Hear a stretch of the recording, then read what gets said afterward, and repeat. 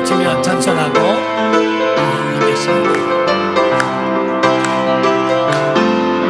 너는 담장 너머로 뻗은 나무 가지에 부른 열매처럼 하나님의 귀한 축복이 삶에 가득히 넘쳐날 거야. 너는 어떤 시련이 와도 능히 이겨낼 강한 발이 있어. 전능하신 하나님께서 너와 언제나 함께 하시니. 옆에 사람 축복하면서 너는 하나님의 사랑, 아름다운 하나님의 사랑. 나는 너 위해 기도하며 내 길을 축복할 거야. 너는 하나님의 선물, 사랑스러운 하나님의 열매, 주의 품에 꽃 피운 나무가. 너는 하나님의 사랑, 너는 하나님의 사랑, 아름다운 하나님의 사랑. 나는 너 위해 기도하며 내 길을 축복할 거야.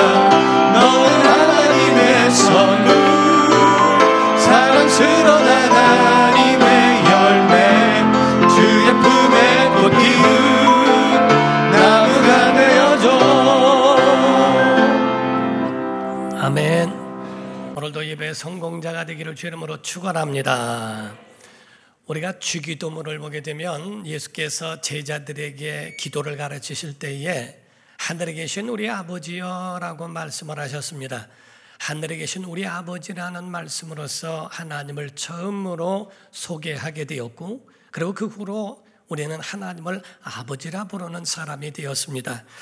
이 아버지란 말은 모든 만물의 시작이요 창조요 창시자라고 표현할 수 있습니다. 구약에는 하나님을 하나님 또는 여호와, 그리고 그 여호와의 이름은 너무나 존귀하고 너무나 귀해서 그 이름을 잊혀지리만큼 그 이름을 함부로 부르지 아니하고 아도나이라고 하는 주여라는 그러한 말로서 하나님을 그렇게 표현하기도 했습니다. 그러나 신약에 와서는 예수님께서 제자들에게 처음으로 너희는 하늘에 계신 우리 아버지라고, 그 하나님을 아버지로 말하라고 이렇게 알려주시게 됐습니다. 마태복음 23장 9절에 보게 되면 땅에 있는 자를, 예수님 하신 말씀이죠. 땅에 있는 자를 아버지라 하지 말라. 너희의 아버지는 한 분이시니 곧 하늘에 계신 이시니라 라고 말씀을 했어요. 이 땅에 물론 아버지가 계시지만은 그러나 진실로 참 아버지는 하늘에 계신 하나님 한 분이시라고 주님 말씀하셨다 하는 겁니다.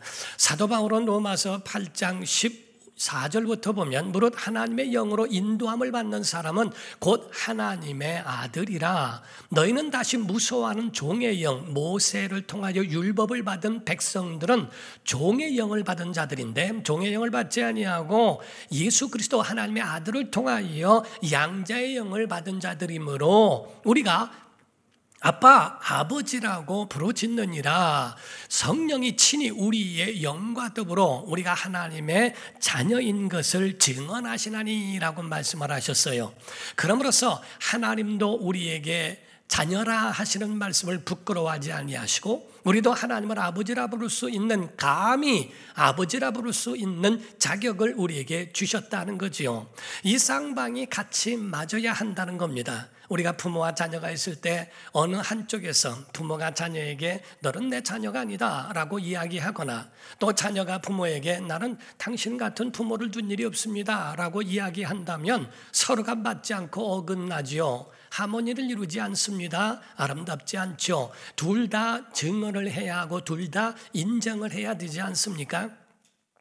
우리가 그 전에 보면은 어른들의 심술이 있어요. 어른들의 심술이 다른 게 아니라 자기 자녀에게 놀려주는 것이 있는데, 그것이 너는 다리 밑에서 주워내다라는 이야기를 합니다. 저도 어렸을 적에 저희 아버지 어머니가 다리 밑에서 주워왔다는 이야기를 하셨어요. 그 이야기를 듣고 말씀하신 부모님은 지나가고 제가 삐죽삐죽하고 마음에 섭섭한 것이 보이는 게 재밌어서 그거를 더 강하게 말씀하시면서 저에게 하시는 말씀이 내 아버지는 엿장사다 이렇게 얘기하셨어요.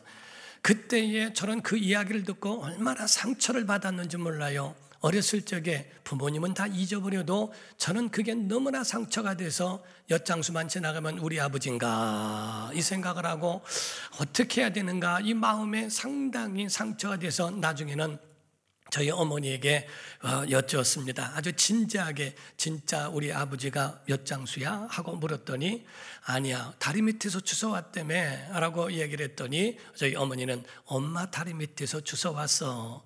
이 말씀 한마디가 저의 모든 의심과 아픔을 싹 끝내버리는 계기가 됐습니다.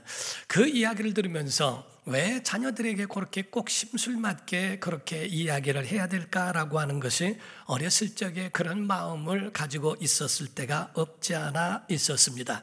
우리가 하나님을 아버지라고 한다는 것 창조의 근본이요 근원입니다. 어머니의 태 중에도 아버지를 통하여 아버지 허리에서 어머니의 태로 또는 거기서 또 자녀가 해산되어지고 낳게 되는 그것을 말씀하죠. 아버지는 근본이라는 겁니다. 뿌리라는 겁니다. 이와 같이 성경에 하나님에 대하여 말씀할 때 하나님이 우리의 창조요 근원이요 시작이요 근본이라고 하는 것을 가르쳐 말씀하는 거예요. 그러나 예수님 당시에 예수님을 향하여 물론 오해해서 그랬다면 돌아올 기회가 있지만 무조건 일축하고 하나님께 대하여 하나님을 도전하고 하나님을 미워하고 하는 그런 사람들을 보면서 바로 예수님께서 너희 아버지가 마귀 아니냐라고 말씀하신 적이 있습니다. 요한복음 8장 44절에 보니까 너희는 너희 아비 마귀에게서 났으니 너희 아비의 욕심대로 너희도 행하고자 하느니라. 그는 처음부터 산인한 자요 진리가 그 속에 없으므로 진리에 서지 못하고 거짓을 말할 때마다 제 것으로 말하느니 왜? 시초니까. 이는 그가 거짓말장이 거짓말의 시초요 거짓의 아비 아주 시작자 창시자가 되었기 때문이라고 성경은 말씀하고 있습니다. 사랑하는 성도 여러분, 우리 하나님이 우리 아버지심을 믿으셔야 됩니다. 하나님 아버지가 우리 아버지가 되신 그를 천만다행이고 기쁨과 은혜로 삼기를 주름으로 축원합니다. 우리가 가정의 달을 맞이해서 어린이 주일, 어버이 주일이 이렇게 있죠. 우리가 정말 대부분의 가정들은 이 어린이 주일, 어버이 주일이 굉장히 기쁨이 되고 감사가 되고 은혜가 되고 행복이 될 수 있지만 그 중에는 결손되어진 아버지를 모르고 또 어머니를 모르고 또 부모가 없고 또 자녀를 얻지 못하고 잃어버린 사람들에 대해서는 어린이 주일이 또 어버이 주일이 그 마음속에 기쁨과 행복만 되지는 않는다 하는 거죠. 그걸 생각하면 가슴이 아플 수 있고 마음에 어두움이 몰려올 수도 있더라 하는 겁니다. 그러나 여러분 염려하지 말고 슬퍼하지 마십시오. 하나님이 우리 아버지가 되십니다. 그 하나님 아버지가 여러분의 가정의 아버지가 되신 줄 믿습니다. 우리는 믿음의 자녀들이요 하나님께 나아갈 수 있는 믿음의 사람들로 세워진 것이 얼마나 다행스럽고 은혜가 되는가. 육신이라고 하는 것은 시작 탄생이 있다면 죽음이라고 하는 끝이라고 하는 것이 있다고 말하는 거예요. 그래서 육신이라고 하는 것은 시작과 끝이 있는데 마치 나무와 같아서 나무에 낙엽이 떨어질 때에 그 낙엽이 어떤 건 일찍 떨어지는 것도 있고 어떤 거는 아주 겨울 내내 붙어 있다가 마지막에 떨어지는 낙엽들도 없지 않아 있습니다. 우리 이 땅에 어렸을 적에 하나님이 데려가시는 이들도 있고 어떤 사람은 100세가 넘어서 끝까지 두셔서 하나님의 마지막 거두시는 낙엽 같은 사람도 없지 않아 있다 하는 거죠.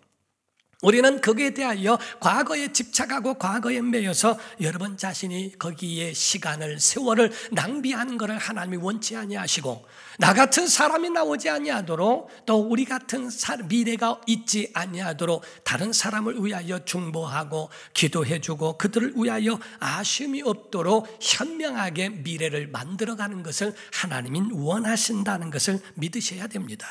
여러분의 가정을 하나님의 장소로 만들길 주름으로 축원합니다. 합니다. 가정은 하나님의 행복한 장소요, 신비한 장소라고 하는 거예요.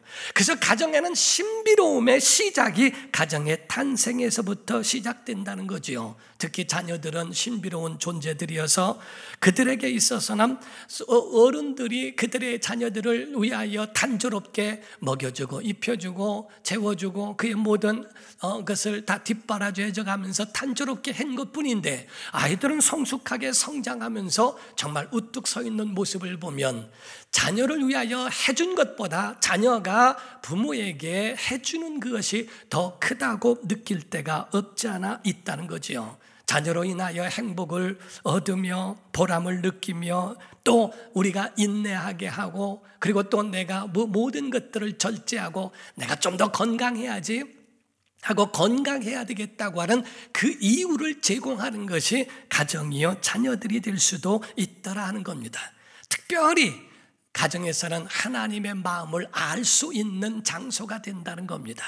그래서 하나님의 마음을 깨달아 알 수 있다는 거지요. 자녀들이 행복하게 해줄 때, 가정이 행복할 때는 하나님도 우리를 볼 때 얼마나 행복해 하실까? 그리고 자녀들이 속을 썩이거나 가정에 속상한 일이 있으면 하나님이 우리를 볼 때에 얼마나 마음 상해 하실까? 하나님의 마음을 알게 되더라는 겁니다. 자녀들이 시집가고 장가를 들어서 자녀를 낳고 그에 대하여 부모의 심정을 이해한다고 하듯이, 바로 예수 그리스도 안에서도 하나님의 심정을 이해할 수 있는 그것이 우리 가운데도 가정에서 비롯되었더라 하는 겁니다. 어느 목사님의 그 예화 가운데 보니까요, 친구 가운데 천주교 신부님이 있었대요. 그 천주교 신부님이 하는 말이 신기하게, 교회 목사님들은 어쩌렇게 설교가 그렇게 그 마음속에 사람들의 심금을 울리는 감동을 주는 설교를 그렇게 잘하는가? 우리와 다른 것 같다. 어떻게 그러한 것이 있느냐고 목사님한테 물었답니다. 그 목사님은 그 비결이 두 가지가 있는데, 첫 번째가 결혼해서 사랑과 미움과 아픔 이런 것들을 경험하는 결혼한 경험이 있기 때문이고, 그리고 두 번째 자녀를 낳은 경험이 있기 때문이라고 이야기를 했다고 말합니다. 너는 결혼을 못했잖아 라고 이야기하죠.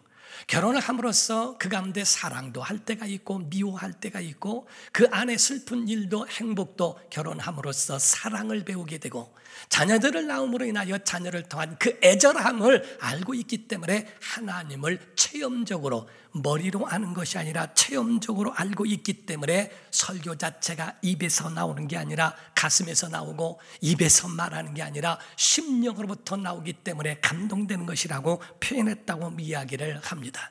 신기한 거는요, 그 전에 옛날에 어떤 아버지에 대한 이야기를 합니다. 논산훈련소에서 수료식을 하기 때문에 부모님들이 참관을 하는데 자녀를 보기 위하여 많은 사람들이 와서 보고 있어요. 그런데 유독히 한 사람이 자기 자녀가 그 가운데 제식 훈련을 보여주면서 하는데, 오른손을 들 때 왼손을 들고, 왼손을 들 때 오른손을 들고, 앞으로 가라는데 뒤로 가고 혼자만 틀리는 겁니다. 그거를 보면서 아버지가 소리를 지르더래요. 아니, 제대로 여태까지 훈련을 받았다고 하면서 어째 그렇게 전혀 다 틀리냐고, 우리 아들 하나만 맞는다고 그렇게 얘기더래요. 나머지 사람들이 다 틀리고 자기 아들만 맞는다고 우겨드릴 만큼 신기하게 자기 자녀에 대해서는 흠이 보이지 않고 좋은 것만 보이는 것이, 그게 가정이라고 하는 것을 가르쳐 이야기하고 있습니다. 세상의 장사 가운데 가장 손해보는 장사가 자식 장사요, 세상에서 가장 손해보는 농사가 자식 농사라고 이야기합니다. 자녀에게는 시간을 주고 물질을 주고 있는 것 다 주고 모든 것들을 다 퍼주고서도 아깝지 않고 그 마음속에 더 해주지 못해서 미안한 것이 그 부모의 마음이라는 거지요. 자녀를 위해서는 다 절제하면서 자기를 위해서는 절제하지 아니하고, 그 어려움을 다 그것을 마다하지 않고 전부 다 수용하는 것이 부모요. 또 자녀를 위하여, 자기를 위해서는 쓰지 않고 먹지 않고 절제를 다하면서 자기 자녀를 위해서는 그 모든 것들을 아깝지 않게 다 퍼주는 것이 그 부모의 마음이라 하는 겁니다. 사랑하는 성도 여러분, 저는 지금까지 살아오면서 그런 생각을 한 적이 있어요. 아들만 있는 가정에는 시집 보낸 어머니 아버지의 딸을 가진 부모의 마음을 이해할 수가 없고, 딸들만 있는 사람들은 군대를 보낸 아버지 어머니의 마음을 이해할 수 없다라고 그렇게 말한 적이 있습니다. 저도 제 아들이 군대를 갔어요. 그때 군대를 가면서 저를 안심시키기 위해서 가는 동안에 재미난 얘기, 우스운 얘기들을 많이 했습니다. 그리고 난 다음에 거기서 딱 이제 들어가면서 저에게 마지막 안아주고 난 다음에 그 위에 올라가는 그 모습을 봤어요. 가면서 캠핑이라고 생각하고 훈련 받는 것도 그냥 우리도 한 번 정도 경험할 것이라고 생각하시면 된다고 이렇게 안심시키고 올라가는 그 아들의 뒷모습을 보면서 얼마나 마음이 찡하던지 몰라요. 거기서 인사를 하고 차를 타고 돌아오는 동안 내내 제 아내와 저는 아무 얘기를 못했습니다. 말 한마디면 톡 터질 것 같아서 말 한마디 안 하고 돌아왔습니다. 그리고 난 다음에 집에 와가지고 문을 열었는데 침대 위에 편지가 하나 있는 거 보니까 그 편지를 마지막 편지로 올려놓는데 그 편지를 보면서 눈물이 터져버렸어요. 그 가운데 그거를 읽으면서 얼마나 마음이 찡하고 마음에 참 다른 사람이 알지 못하는 그런 마음을 읽게 된 겁니다. 근데 우리 안식구는 별로 안 울더라고요. 그래서 왜 안 오냐고 그랬더니 남편도 군대 보냈는데 까짓거뭐 그거야. 제가 목사가 된 다음에 군대도 가고 했던 거 남편도 보냈는데 까짓거 하면서도 그러나 한쪽에서 그 마음 아파하는 모습을 봅니다. 가정이라고 하는 것은 굉장히 신비로운 곳이라 하는 거지요. 시편 127편에 보면 3절을 보면 보라 자식은 여호와의 기업이요. 기업이란 말은 여기서 재산이란 의미보다는 기업이란 말은 하나의 과제요, 숙제, 운영해야 할 과제를 뜻하는 겁니다. 태의 열매는 그의 상급이로다라고 성경은 가르쳐 말씀하고 있죠. 자, 지금 아멘 합시다. 여러분, 가족은 선물입니다. 크게 하세요. 가족은 선물입니다. 축복입니다. 기쁨입니다. 하나님의 은혜인 줄 믿습니다. 그러니까 하나님이 그에 대하여 자녀를 주시고 가족을 주신 것은 기쁨이 되고 보람이 되고 은혜가 되고 행복이 되게 하라고. 그런데 중요한 것은 어린이 주일이기 때문에 중요한 것은 그 자녀를 어떻게 양육하겠냐는 거예요. 애를 낳기만 하고 끝나는 것이 아니라 어떻게 하나님이 그 아이를 키우기를 하나님이 원하실까 하는 겁니다. 잘 양육하지 않으면 여러분 마찬가지예요. 여러분 아직 자녀가 없고 결혼은 하지 않고 이렇게 해서 난 없으니까 라고 생각하지 마세요. 여러분 믿음의 자녀들도 얼마든지 있습니다. 그런데 만약에 잘못 가르치면 작은 악마로 키운다는 걸 아십니까? 이 아이들을 만약에 하나님과 동떨어져 버린 그런 상태의 것으로 무방비 상태로 관심도 없고 그들을 믿음으로 양육하지 않으면 그들 속에서 사탄은 다른 일을 일으킨다고 하는 걸 아십니까? 탈무드에는 말하고 있습니다. 탈무드에는 아이와 놀아줄 수 없으니만큼 바쁜 건 죄악이다. 가족과 함께 할 수 있어야 되는데 그렇게 하지 못할 만큼 세상에 바쁜 것은 죄악이다. 잘못 기르고 잘못 키운 자녀들에 대하여 그들의 앞날이 어떻습니까? 진짜 재산이 재산입니까? 한가리 세상에서 말하기를 잘못 키운 자녀에 대하여 표현합니다. 재산을 가지고 있고 그 재산을 안 주면 자녀에게 맞아 죽고 반만 주면 쫄려 죽고 다 주면 굶어 죽는다는 말이 있습니다. 다 가지고 있으면은 그러면은 왜 남들 부모는 다 주는데 왜 나 안 주냐고. 거기에 대하여 잘못된 자녀들은 그 부모에 대하여 마음에 깊은 상처를 줍니다. 반만 주면 무슨 경험이 있습니까? 지혜가 있습니까? 다 방탕하고 나머지 것 달라고 쫄려 죽게 되고 다 줘버리면 다 방탕한 다음에는 부모가 가지고 있는 아무것도 없는 가운데 굶어 죽는다는 말을 합니다. 작은 악마로 키울 수 있을까? 자녀의 교육에 대하여 절대로 가정을 위하여 돌아보는 것은 결단코 허비하거나 낭비하는 것이 아니라 그 아이들을 돌아봐야 하는 것은 부모의 의무라는 거예요. 두 번째 탈무드가 말하고 있는 자녀들에 대한 것을 말하는 것은 자녀들은 꽃과 같아서 그래서 꽃에 물을 너무 많이 주면 썩어 죽고 너무 적게 주면은 그러면 말라 죽는다는 겁니다. 자녀들에게는 적당하게 어떻게 키울까, 어떻게 그들에게 나눠주고 어떻게 이 아이들을 잘 양육할 수 있을까라고 하는 것은 부모 책임이라는 거죠. 자녀들에게는 지침이 필요합니다. 관리할 수 있도록 그런 방법을 그들에게 제시해 주는 것도 필요합니다. 영적 관리, 예배하는 자가 되라는 거죠. 성품 관리, 사람과의 관계는 어떻게 돼야 된다는지를 알려줘야 한다는 거죠. 그리고 물질 관리, 정직한 자에게 거기에 대한 모든 얻어지는 열매에 대해서도 알려주고, 이럴 땐 이렇게 하는 것이다, 저럴 땐 저렇게 하는 것이다. 우리가 인터넷이나 이런 것으로 얘기를 들어보니까요, 성경을 보지 않는 그러한 거기에 대하여 서명을 하고 하는데 수많은 사람들이 서명을 했다는 얘기를 들어요. 성경에 대하여 왜 그렇게 적대적이고 왜 그렇게 말할까? 성경 안에는 어마어마한 우리에게 주어진 일들과 주어진 말씀들이 그렇게 우리에게 많이 있거늘 그렇게 행하는 이들도 없지 않아 있더라 하는 겁니다. 저는 어렸을 적에 저희 어머니가 심부름을 시키신 적이 있어요. 저희 가서 엄마가 뭐 좀 이렇게 달라고 했다고 해라. 그래서 알았다고 거기를 찾아갔어요. 안녕하세요. 그랬더니 왜 왔니? 엄마가요 이거 달라고 해서 왔어요. 그랬더니 네 엄마 이름이 뭐냐? 왜냐하면 사람들이 많으니까 그 가운데에 저를 누구의 아들인가를 알아보려고 하는 거죠. 그런데 저는 거기에 대하여 뭐라고 말할 줄을 몰랐기 때문에 저희 어머니가 강신자 만자셨어요. 근데 저는 한 마리 우리 엄마 이름 강신만이요 이렇게 얘기를 했어요. 거기 있는 사람들이 폭소를 터뜨렸어요.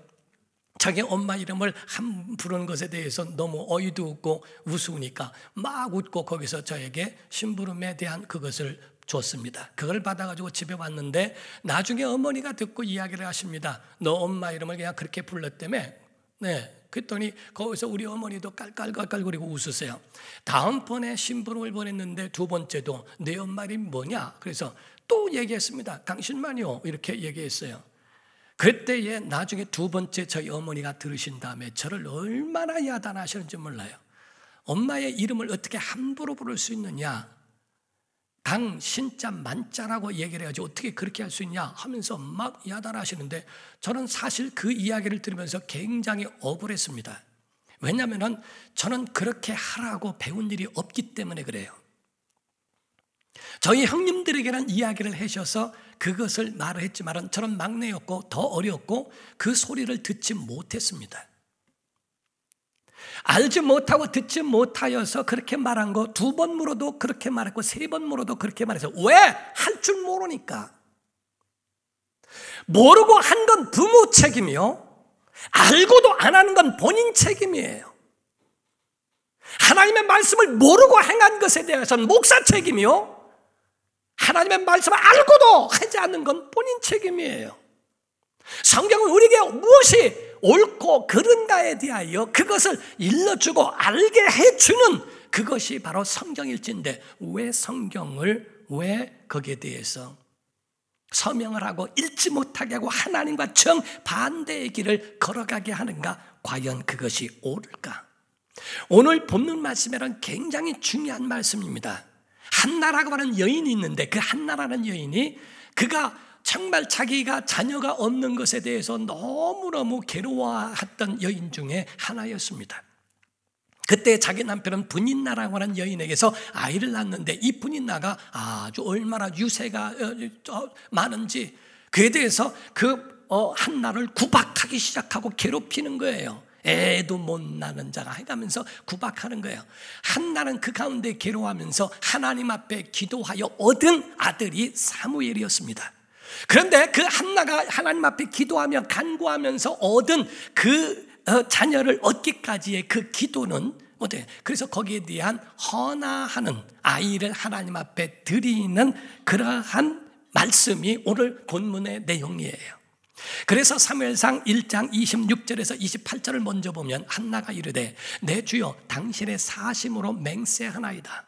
나는 여기서 내 주 당신 곁에 서서 여호와께 기도하던 여자라. 항상 기도했던 여자이죠. 이 아이를 위하여 내가 기도하였더니 내가 구하여 기도한 바를 여호와께서 내게 허락하신지라. 사무엘이란 말의 이름의 뜻이 여호와께서 들으셨다, 허락하셨다는 뜻입니다. 하나님이 과연 우리에게 들으셨고 내게 주셨습니다 라는 말입니다. 그러므로 나도 그를 여호와께 드리되 그의 평생을 여호와께 드리나이다 하고 그가 거기서 여호와께 경배하니라 라고 되어 있어요.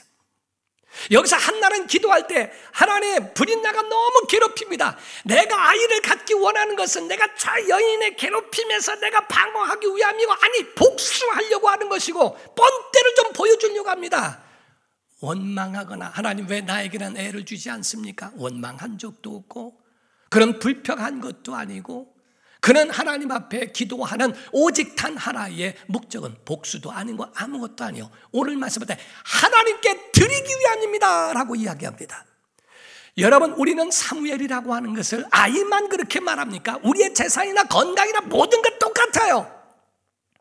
하나님 앞에 기도할 때 여러분의 목적은 뭡니까? 지금 여기서 한나가 기도한 것은 아이를 내게 주시면 하나님께 드리겠나이다, 그것을 헌화한 것이, 그것을 하나님께 약속을 지킨 것이 오늘 본문 말씀이거든요.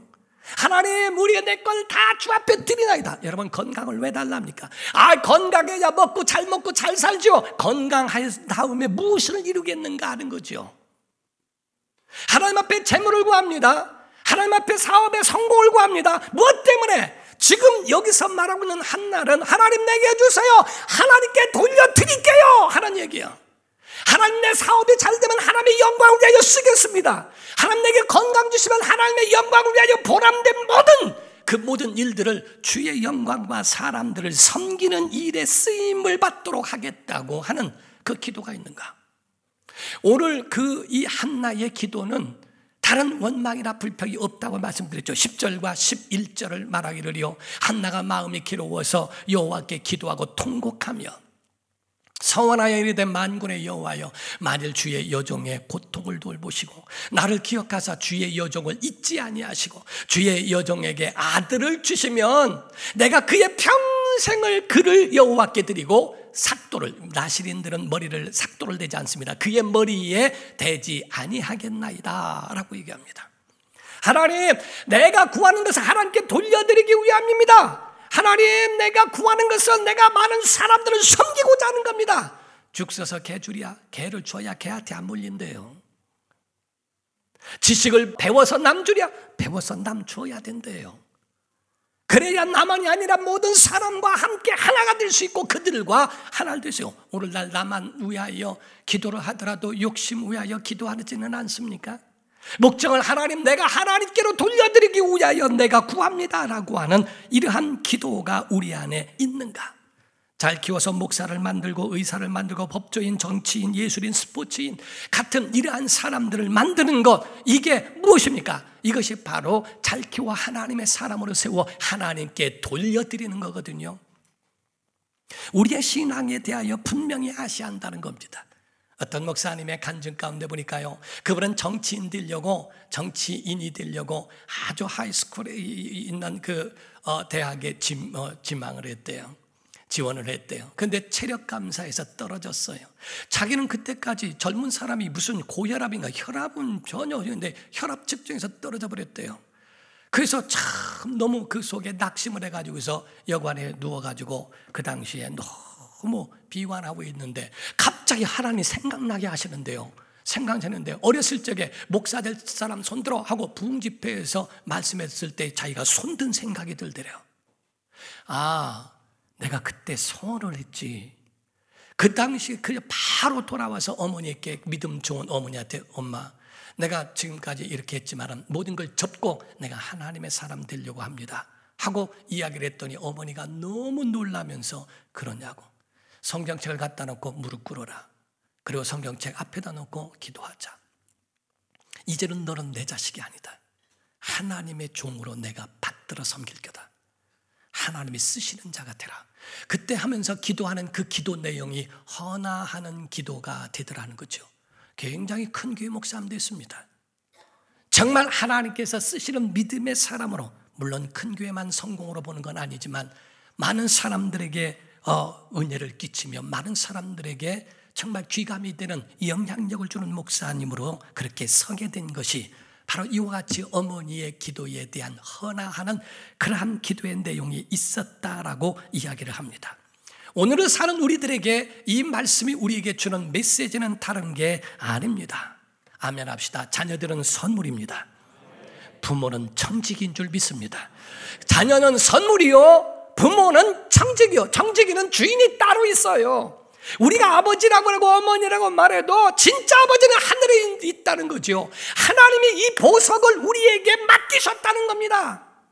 어느 때가 됐던 간에 우리에게 맡겨주셨으니 우리는 관리하는 청지기라. 청지기는 주인의 것을 관리하고 주인에게 돌려드리는 자가 청지기라고 하는 것을 말하는 거거든요. 하나님이 그를 사랑하셔서 가장 적합한 장소, 그 가정에 자녀를 허락하셨고, 그리고 가정을 허락하셨다고 하는 그 자체가 보석을 맡겨주신 것과 같기 때문에 자녀를 무엇으로 키워야 할까?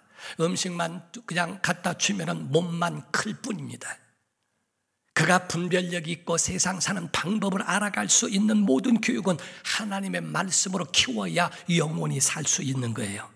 말씀으로 살아가는 방법을 배우게 하고 그들을 가르치는 것, 이게 필요합니다. 디모데후서 3장 15절부터 17절을 보면 또 어려서부터 성경을 알았나니 성경은 능히 너로 하여금 그리스도 예수 안에 있는 믿음으로 말미암아 첫 번째 구원에 이르는 지혜가 있는 것이 성경이다. 16절에 모든 성경은 하나님의 감동으로 된 것으로 교훈과, 두 번째 교훈과 책망과 바르게 함과 의로 교육하기에 유익하니, 17절에 이는 하나님의 사람으로 세 번째 온전하게 하며 모든 선한 일을 행할 능력을 갖추게 하려 함이라고 성경은 말씀했죠. 신구약을 나오면 정말 훌륭한 사람들, 인물들이 많이 있습니다. 그런데 흠도 없고 티도 없는 사람 몇 사람들이 있는데 그 중에 대표적으로 첫 번째가 요셉이요, 두 번째가 다니엘이요, 세 번째가 사무엘이라고 하는 사람을 가르쳐 말하고 있어요. 이 사무엘이라는 이름의 뜻은 아까 말씀드렸듯이 하나님이 들으셨다, 하나님이 허락하셨다라고 하는 의미를 가르쳐 말씀하고 있다는 겁니다. 여러분, 가정은 사무엘입니다. 하나님이 여러분에게 맡겨주신 겁니다. 자녀도 맡겨주신 것이고 아내도 맡긴 것이고 남편도 맡긴 것인데 관리를 어떻게 하느냐는 거죠. 정말 잘 인도할 수 있는 관리하는 청지기의 역할을 감당했습니까? 자녀를 위하여 축복해주는 부모가 됐습니까? 아내를 위하여 믿음으로 세워주는 남편이 됐습니까? 남편을 위하여 정말 보필해주고 가문을 세워주는 아내가 되어줬습니까? 부모의 역할이 그렇게 되는가? 어떤 상담의 대가가 이야기한 말을 들었어요. 집 한 채를 사고 파는데도 거기에 대해서 공인중개사 자격증을 요구하거늘 하물며 한 가정을 이끌어가는 남편과 아내가 부부의 자격증이 없어서 되겠나? 여러분이 부모가 된 것도 여러분이 자격증을 얻고 부모 된 사람 아무도 없습니다. 태어나니까 그냥 자동적으로 부모가 된 거죠. 그렇다면 아이들이 그냥 성장하고 그냥 커가기를 바라는가? 아니면 그 아이들을 위하여 정말 알려주고 이것은 이것이다, 소를 씻는 것은 이렇게 씻는 것이다, 먹는 건 이렇게 먹는 것이다, 소리내서 먹지 마라, 입을 다물고 먹어라, 어디 갔을 때는 이렇게 말을 해라, 과연 이러한 기초부터 알려주는 부모로서의 역할을 감당했는가? 그 자녀들에게 정말 힘을 주고 용기를 주는 믿음의 사람으로 키워가고 있는가 하는 겁니다. 좋은 자녀들은 좋은 부모가 좋은 자녀들을 만들어낼 수 있는데 그 좋은 부모는 좋은 자녀들을 위하여 어떻게 해야 되는지 곧 선하신 하나님을 보여주려고 해야 되는 거죠. 하나님의 선하심을 본 일이 없으나 나는 아버지를 통하여 봤다, 어머니를 통하여 봤다고 말을 할 수 있어야 한다는 겁니다. 스티브 잡스라고 하는 사람은 부모에게 버림을 받은 사람이었어요. 양 부모님이 그 아이를 얻었는데 이 입양한 아이들이 성장한 다음에 그것을 알게 됐을 때 받는 충격은요, 이 세상이 없어지는 것 같대요. 내가 입양한 아이라고 하는 것에 대해서 너무너무, 그래서 그 사람들의 이야기를 들어보면 입양한 아이들은 그 아이들이 좀 더 어릴 때에 차라리 알게 해주고 그 아이들을 키우는 게 낫다고 하는 이야기를 합니다. 어렸을 적에 알아버리면 그 충격을 그때는 심해도 곁길로 가는 게 가봐야 어린애들은 부모 아래에 있다는 거죠. 성장한 다음에 그 마음의 상처는요 감당하기가 힘들대요. 그런데 이 스티브 잡스가 나중에 알았어요. 그때의 양부모 앞에서 이야기를 하는데 두 가지의 말에 감동이 있습니다. 하는 말이 내 부모가 나를 버린 게 맞습니까? 라고 얘기할 때에 그 부모는 말하기를 아니, 하나님이 내게 선물로 주신 거야. 넌 버림받은 자가 아니라 우리 가정에 선물로 주신 거야. 두 번째 말하기를 아니 부모님은 나를 난 적이 없지 않느냐 라고 했더니 부모님이 아니, 사람이 태어난 것은 자연분만도 있고 제왕절개도 있지만은 가슴으로도 낳는단다. 나는 너를 지금까지 자녀가 아니라고 생각해 본 일도 없고 나는 내가 지금까지 내 자녀가 내가 너의 부모가 아니라고 생각해 본 일이 없거든. 우리의 신앙생활은요 정말 한 사람의 일생이 달려있기도 하고요 그들이 어떻게 움직이느냐에 대한 그 말 한마디도 사람을 얻느냐 잃느냐에 대하여 분명히 나눠진다는 겁니다. 전두엽이라는 것을 아십니까?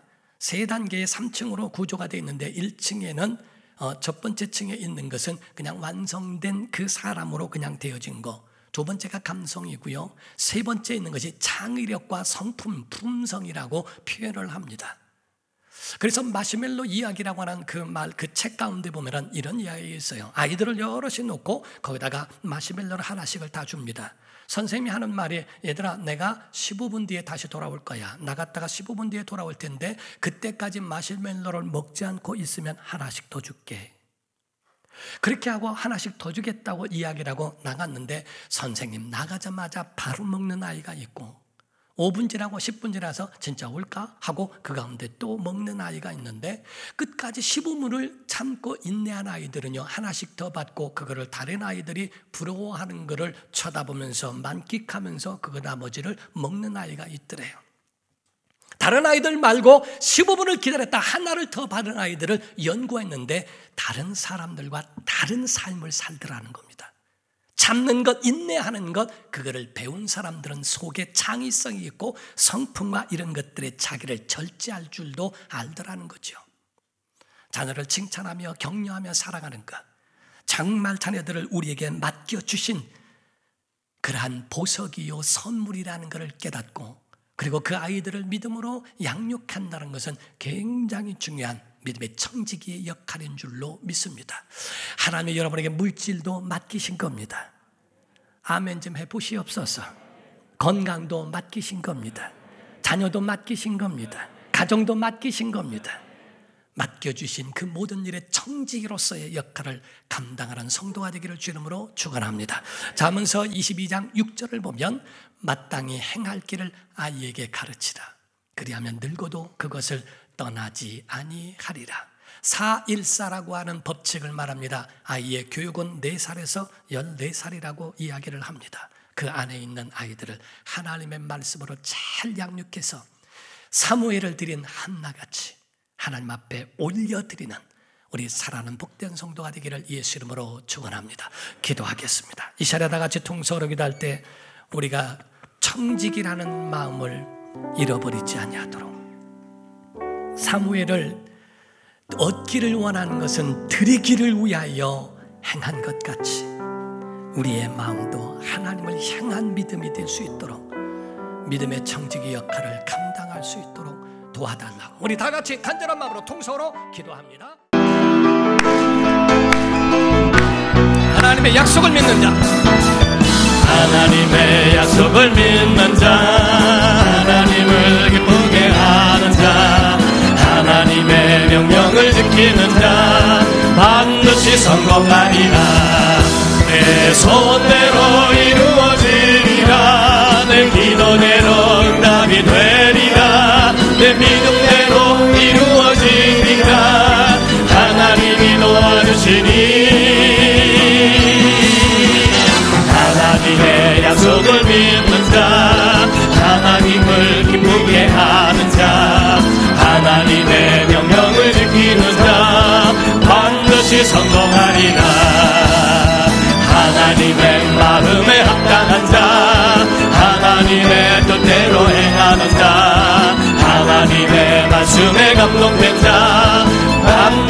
축복하리라. 내 자녀에게 축복이 있으리라. 내 가정 안에 평안이 있으리라. 내 하는 일이 그대로 되리라. 하나님이 축복하시니 하나님의 마음에 합당한 자, 하나님의 뜻대로 행하는 자, 하나님의 말씀에 감동된 자, 다시 한번 합니다. 다시 한번 간절한 마음으로 하나님의 약속을 믿는 자, 하나님을 기쁘게 하는 자, 하나님의 명령을 지키는 자, 반드시 성공하리라. 내 소원대로 이루어지리라. 내 기도대로 응답이 되리라. 내 기도대로 이루어지리라. 하나님이 도와주시니 하나님의 약속을 믿는 자, 하나님을 기쁘게 하는 자, 하나님의 명령을 지키는 자, 반드시 성공. 하나님의 마음에 합당한 자, 하나님의 마음에 합당한 자, 하나님의 뜻대로 행하는 자, 하나님의 말씀에 감동된 자, 반드시 축복하리라. 내 자녀에게 축복이 있으리라. 내 가정 안에 평안이 있으리라. 내 하는 일이 그대로 되리라. 하나님이 축복하시니 하나님의 마음에 합당한 자, 하나님의 뜻대로 행하는 자, 하나님의 말씀에 감동된 자, 반드시 축복하리라. 우리 하나님께 영광의 박수 하겠습니다. 감사합니다. 옆에 사람에게 인사하시기 바랍니다.